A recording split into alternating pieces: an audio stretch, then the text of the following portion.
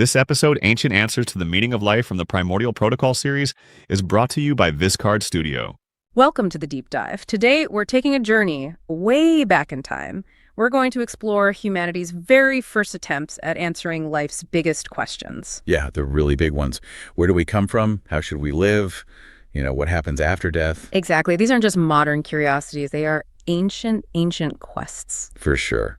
And for this deep dive, you've given us an incredible stack of, foundational texts. Some of humanity's earliest written records from ancient Syria, Babylonia, Egypt, India. And we've also got references to key Jewish texts alongside those. Right. It's a really profound look at how core beliefs, cosmic theories, even legal systems first kind of emerged from these early civilizations. So our goal today is to really extract the most important nuggets of knowledge, those key insights from these foundational documents. Yeah, hopefully uncover some surprising connections, maybe explore some profound philosophical questions. And discover just how deeply these ancient ideas still shape our world today. Think of this as your shortcut, to being genuinely well-informed about the intellectual and spiritual landscape right at the dawn of human civilization. We're looking at the very first attempts to answer life's biggest questions straight from the original sources. It's pretty exciting stuff. Okay, so let's kick things off in the Mesopotamian cradle.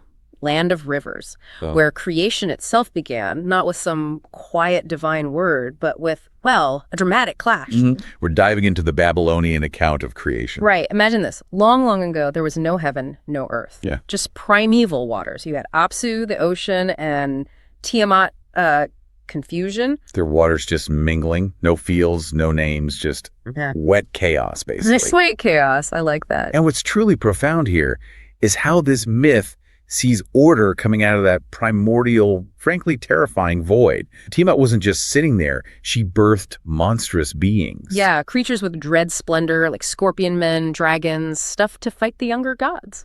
Exactly. This isn't some gentle creation story. It's a cosmic struggle, a real battle. And then Marduk enters the picture. He's summoned, right, as the god's avenger against Tiamat. He is. He's granted supreme power, gets this unsurpassed weapon, and his word becomes law, basically. Shall be unalterable. So he goes forth, spreads his net, uses an evil wind against Tiamat. Catches her off guard, yeah. And when she opens her mouth to swallow the wind, he fills her belly with it and then, boom, splits her in two. Wow, okay. Right. And from her body, from the chaos, Marduk meticulously builds the cosmos, uses one half for the heavens. Fixing the stars, mapping constellations, setting the length of the year. Exactly. It's not just about starting things. It's about the imposition of order onto that raw, terrifying chaos. That drive to bring structure, to measure the heavens, fix time, that feels very human. It's a primal need, absolutely. And you see it reflected in creation stories all over the world. Speaking of echoes across cultures, the texts also bring us the Chaldean flood story. And this one has some really striking resemblances to other flood narratives we might know better. Oh, definitely.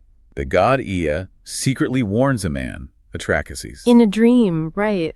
Tells him to build this massive ship. Yeah, build a huge boat, equal width and length, and into the sea, then launch her.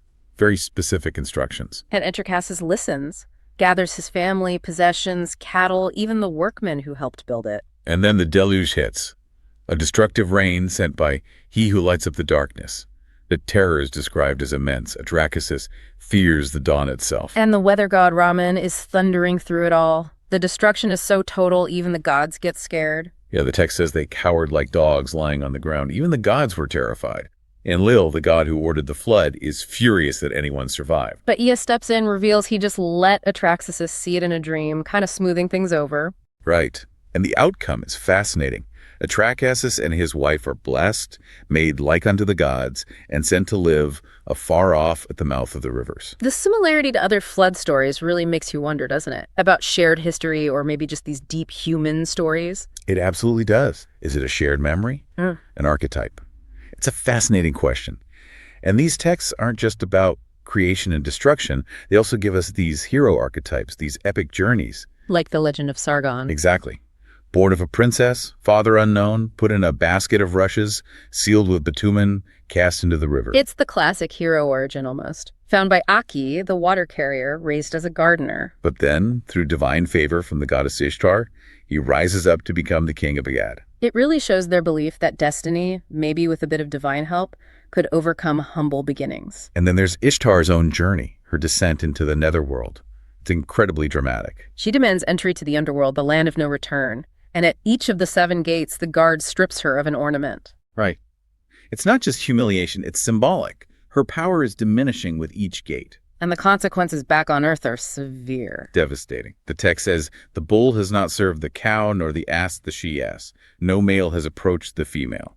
Life, fertility, just stops. It really highlights how crucial they saw the divine for maintaining the balance of everything on Earth and, well, everywhere. Until King Ea intervenes, sends a phantom to get her back. Alatu, the queen of the underworld, isn't happy, curses the phantom. But Ishtar eventually gets sprinkled with the water of life and returns.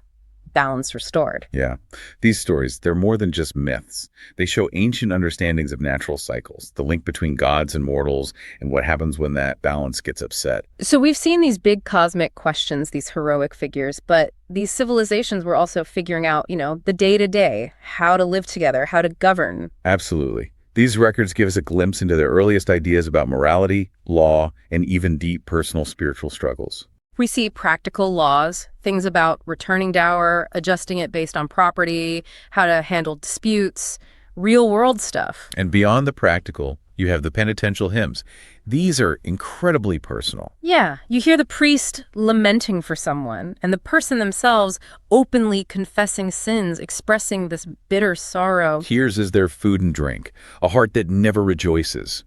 It's a raw plea for mercy. It shows a real vulnerability, a sense of personal responsibility maybe we don't always associate with these ancient, powerful cultures. Exactly. It's a powerful look at the individual's relationship with the divine. Okay, so from the Fertile Crescent, let's journey now to Egypt, land of the Nile, where eternity wasn't just like an idea, it was something you prepared for meticulously. The texts give us an amazing look at the Egyptian Book of the Dead, which was essentially a guide for the afterlife. A manual, almost. Yeah, exactly. Described as chapters of coming forth by day, of the words which bring about resurrection and glory. Its whole purpose was to guide the deceased, who they call En, through Amenta, the netherworld. That really underscores a key Egyptian belief, doesn't it? The afterlife wasn't vague. It was a structured journey you could navigate. Precisely. It was a place with rules, challenges, pathways. Like a spiritual passport filled with things you needed to know. Declarations of triumph saying your limbs are renewed by the contemplation of thy glories. Aiming to reach the land of ages, the land of eternity, and those powerful identity statements. I am yesterday, today, and tomorrow, for I am born again and again. And I am Horus, Prince of Eternity. Strong stuff. And central to this whole journey is adoring Ra, the sun god, watching his journey across the sky in his divine barks. And the concept of the weigher of words. That's about Ma'at, right? Truth and justice. Absolutely, ensuring a fair judgment. But success wasn't just about being good. It was about knowing the rituals, the spells. Spells to repel crocodiles. You needed the right passwords, essentially. You did. And one of the most fascinating parts is the negative confessions. Right, where the deceased lists all the bad things they haven't done. I am not a transgressor. I have not slaughtered the sacred animals. I am not a land grabber. It's an ethical checklist to prove worthiness. And the detail about navigating. Knowing the symbolic names for every part of the boat carrying you through the afterlife. Like the rudder blade being the leg of Apis, the masthead, the throat of Emsta. It shows how much power they believe lay in knowing the rules and names of the unseen world. It's such an intricate system. Really reflects a deep belief in a structured afterlife, one you could prepare for. And complementing that focus on the afterlife, you have the hymn to the Nile, which shows their absolute dependence on the river for this life. Oh, absolutely. The Nile is the lord of the fish, creator of corn and barley, the one who keeps the temples going. It was everything. More than just a resource, it was practically a deity itself. The hymn makes it clear, if the Nile fails. All that exists is in anguish.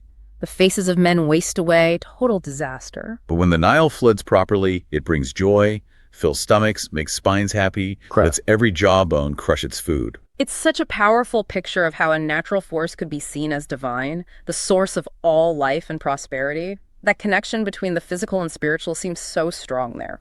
Very strong. So after seeing Egypt from the inside, through their own texts, it's really interesting to get an outsider's view. Yeah, the Greek historian Herodotus, he was known for being a keen observer, right? Very keen. And he paints this vivid picture of Egyptian culture, partly baffling to him, but also surprisingly influential. He notes some really peculiar customs. Like shaving heads in mourning when Greeks grew their hair, living with animals separate from humans, eating spelt, not wheat, kneading dough with their feet. Exactly. All these little details that struck him as odd. And they're sacrificial rites, too. Testing cattle for even one black hair makes it unclean, placing curses on the animal heads before throwing them away. And never eating the head of any animal. Plus that specific pig sacrifice to the moon, just burning the tail tip, spleen, caul, and fat. Details like that give such a unique glimpse. But here's what really jumped out at me. Herodotus claims the Greeks borrowed many god names, except a few, like Neptune, Juno, Vesta, and practices like solemn assemblies, processions, litanies, directly from Egypt. That's a big claim. It is. I mean, is that generally accepted? What does that tell us about how beliefs spread back then? Well, it's debated by scholars the exact extent of the influence. But Herodotus' claim definitely points to significant cultural exchange happening. It challenges that idea of cultures developing in total isolation. So ideas flowed, merged. Absolutely. Traditions influenced each other, even for fundamental things like gods. He was also intrigued by their belief in divination as a divine gift, predicting your life from birth omens. And he mentioned the oracle of Latona at Budo being held in especially high regard. Right. And talk about meticulous the embalming. Herodotus gives these incredibly specific details about the different methods. Reflecting that deep societal focus on preserving the body for the afterlife.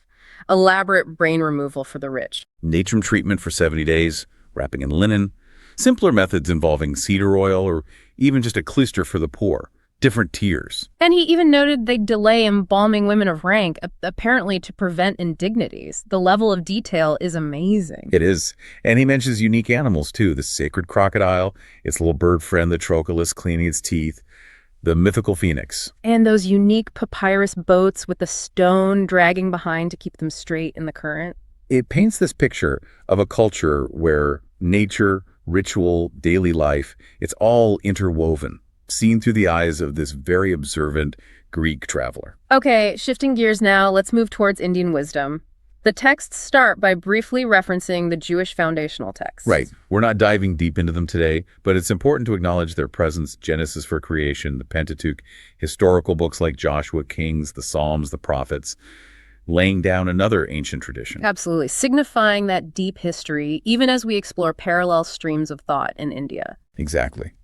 And when we unpack Brahman ideas, especially from the Vedas and Upanishads, we see this profound search for meaning, often starting with the divine powers they saw in nature.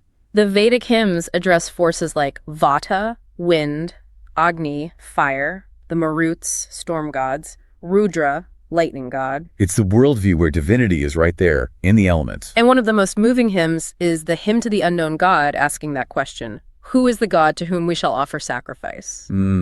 Such a profound question. It reflects this ancient search for something supreme, unifying, the begetter of the earth, the alone God above all gods. It's a remarkable expression of spiritual curiosity, looking for a truth beyond the immediately obvious. It really is. But then the Upanishads, they take this inquiry even deeper.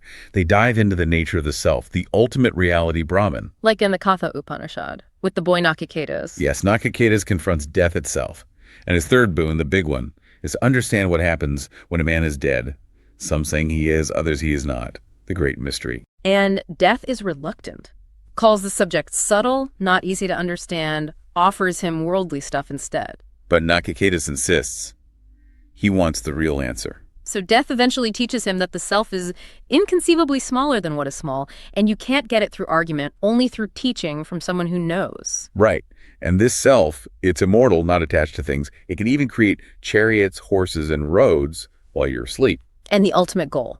When all desires which once entered his heart are undone, then does the mortal become immortal, then he obtains Brahman. It's about self-realization freeing you, connecting your individual self to that ultimate reality. Then the Brihadaranyaka Upanishad, with Yajnavalkya's teachings, it explores the self as this unseen, unheard puller or ruler inside everything. Yeah, inside breath, tongue, eye, ear, mind, seed. This inner controller is immortal. He uses these beautiful analogies. Like the caterpillar moving to a new blade of grass, or the goldsmith reshaping gold. Exactly. To illustrate how the self moves on, transmigrates, creates new, more beautiful forms after shedding the old body. What really stands out to me there is that idea of unity. Everything is not dear, that you may love everything, but that you may love the self, therefore everything is dear. And the follow-up, when the self has been seen, heard, perceived, and known, then all this is known. It implies that understanding starts within. Know your deepest self, and you understand the universe. Profoundly interconnected. Even the many gods, the 33 gods mentioned, are seen as just various powers of that deeper reality. And ultimately, the one God is breath, prana, and he is Brahman. Okay, and then the Khandogya Upanishad gives us that famous phrase. Thou art that. Tat Tvamasi. It beautifully shows learning from nature. Satyakama Gabala learns Brahman from a bull, fire, a swan, a diver. Showing that wisdom isn't just in scriptures, it's right there in the world around us. And the core teaching is that all these creatures have their root in the true, they dwell in the true, they rest in the true. And that line, it is the true, it is the self, and thou, O Svetakatu, art it. That powerful declaration of unity between the individual soul and the universal Brahman. It's incredible central. This text also lays out the two paths after death. The path of the gods for the knowledgeable, the path of the fathers for the ritualistic. And your conduct determines your next birth. Good conduct, good birth, bad conduct, evil birth. Karma, essentially. Yes. And it presents this hierarchy of understanding, moving from just knowing names up through speech, mind, spirit, prana, and finally reaching the self as the highest reality. It's a detailed map for living and for what comes after. Okay, so from those deep Brahmanic ideas, let's shift now to Buddhist thought and the path to enlightenment. Right. Starting with the Buddha himself, his journey from princely life through extreme asceticism. Until he finds the middle path. Exactly. Avoiding both sensual indulgence and harsh self-denial. That middle path leads to peace of mind, to the higher wisdom, to full enlightenment, to nirvana. Nirvana being that ultimate state, liberation from suffering. Correct. And the core of his teaching is really laid out in the Four Noble Truths. Okay, let's break those down. First, there is sorrow or suffering, dukkha, birth, aging, illness, death, being with what you dislike, separated from what you like, not getting what you want, all suffering. Okay. Second, the origin of sorrow. This is identified as craving, Tana. Craving for sensual pleasures, for becoming something, for non-becoming. Basically, attachment and desire. Got it. Third noble truth. The destruction of sorrow.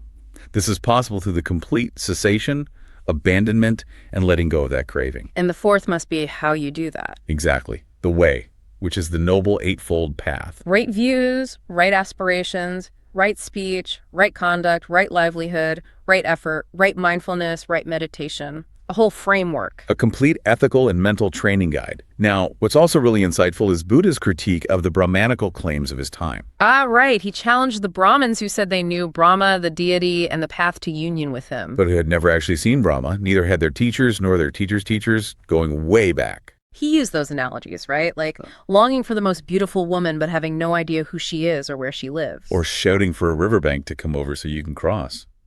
Or trying to cross by just lying down and sleeping on the bank. Yeah, showing the absurdity of claiming knowledge without direct experience. He really emphasized personal realization. Very much so. Yeah. And he contrasted lifestyles too, arguing that Brahmins full of anger and malice who were sinful and uncontrolled couldn't possibly unite with Brahma, who is described as free from all those things. So ethical living wasn't just a good idea, it was a prerequisite for spiritual attainment in his view, not just rituals. Precisely. And that leads into the Buddhist monastic path for the bhikkhus, the monks. It's defined by very specific ethical practices. Putting away killing, stealing, unchastity, lying, slander, harsh speech, idle chatter. Yes, and even abstaining from what they called mean arts, fortune-telling, interpreting omens, tricks, bribery, violence, a whole list. But it wasn't just about not doing bad things, was it? No, it was equally about actively cultivating positive qualities, developing love, pity, sympathy, and equanimity towards all beings. Metta, karuna, mudita, upekkha. And spreading those thoughts out to the whole world. That act of cultivation was seen as the way to union with Brahma for a bhikkhu. Inner transformation is key. And this path involves systematically abandoning the asavas, the mental pollutants or defilements. How did they do that? Through various means. Using insight to overcome delusion of self and doubt, subjugating or controlling the senses and mind, right use of essentials like robes and food for need, not pleasure, endurance of hardships, avoidance of dangers and bad influences, removal of negative thoughts like lust or anger, And finally, cultivation of the factors of enlightenment. Like mindfulness, investigation, energy, joy, tranquility, concentration, equanimity. It's a very structured, holistic path to purification. Extremely disciplined. Then the texts take us into the last days of Buddha, which gives this poignant look at his final teachings. He talks about conditions for communities, including monks, to prosper. Yeah. Meeting frequently and in harmony, honoring elders, not being led by craving, delighting in solitude or quietude, and being mindful. Practical advice. He also foresaw the future of a city, Padaligama. With great and clear vision, even seeing fairies haunting the construction site. Shows his heightened awareness. Then there's the story of his final illness, triggered by that meal from Kunda the metalsmith. Dried boar's flesh, the text says, though there's debate about the translation. True.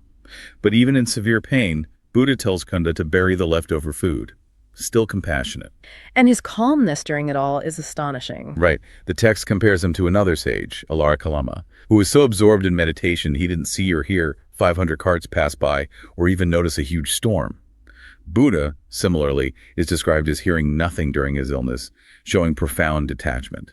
And he makes that statement about 2 food offerings being of equal merit. Yes, the one from Sujata before his enlightenment and this final one from Kunda before his passing. Both equally significant milestones. Ananda, his attendant, gets distressed at one point. Yeah, about another monk being asked to stand aside. Buddha explains it's because countless gods from 10 world systems have gathered to see him pass away. It emphasizes the cosmic scale of the event. And Buddha points out 4 places people should visit in reverence. His birthplace, the place of enlightenment, where he gave his first sermon, and where he passed away, establishing pilgrimage sites. Ananda himself is praised for his wonderful and marvelous qualities. His presence and words brought joy. The narrative also mentions the spirits wanting Buddha's body carried through the city before cremation. And finally, the distribution of his relics. Yes, requested by various kingdoms and groups, Sakyas, Bulis, Kolyas. A Brahmin named Duna divides them into 8 portions. The urn and ashes make 10 items total. Leading to 10 sacred mounds, or stupas, spreading his physical presence and thus his teachings. Exactly. And they note where his teeth ended up, one in heaven, one in Gandhara, one in Kalinga, one with the Nagas, showing how far his influence was expected to reach. And his very last words. A powerful summary of his teaching. Decay is inherent in all component things. Work out your salvation with diligence. A final call to personal effort. Okay, and to round out Buddha's thought, we have the Dhammapada, a collection of wisdom sayings. Gems of wisdom, yeah. Central here is the power of the mind. Mind is the forerunner of all evil states. Suggesting a wrongly directed mind does more harm than an enemy, while a well-directed mind does more good. Precisely. It puts the responsibility squarely on our inner state. Earnestness is key. It's the path of immortality, nirvana. Thoughtlessness, the path of death. The wise create an island which no flood can overwhelm, through earnestness. And self-control is vital. The body is fragile like a jar. Attack Mara, the tempter, with knowledge. And that line, one's own self is indeed difficult to subdue. Self is the lord of self. Who else could be the lord? Taking ownership of your own mind, your own path. Exactly. It also stresses impermanence. All created things perish. All created things are grief and pain. All forms are unreal. Understanding this leads to purity. And a fundamental ethic, nonviolence. All men tremble at punishment. All men love life. Remember that thou art like unto them, and do not kill nor cause slaughter.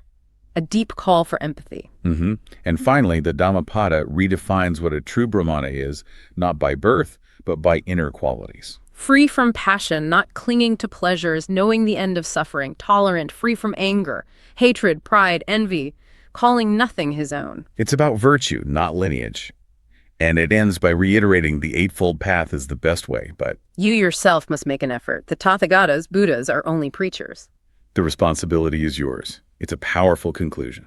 Wow. Okay, what an incredible journey we've just taken through really humanity's earliest recorded ideas. It really is quite something. We've gone from the cosmic order being hammered out in Babylonia Through Egypt's meticulous plans for the afterlife and connection to the Nile. to these profound philosophical shifts in Brahmin and Buddhist thought in India. It's a huge sweep. And looking at these original records, you really feel like you're connecting directly with the growth of man's ideas, as the source put it. You do. You appreciate the sheer intellectual and spiritual ambition of these ancient cultures. These aren't just dusty texts. They're living records of humanity's first big attempts to make sense of it all. To find meaning, outline ways to live. Exactly. So as we wrap up and reflect on all these different beliefs about creation, suffering, life's purpose, what comes next? Maybe here's something to think about. How do these ancient wisdom traditions, coming from such different places and times, how do they seem to converge on certain universal truths about, well, human flourishing and finding meaning? And maybe how might those enduring insights guide your path? Navigating our own complex, ever-changing world today.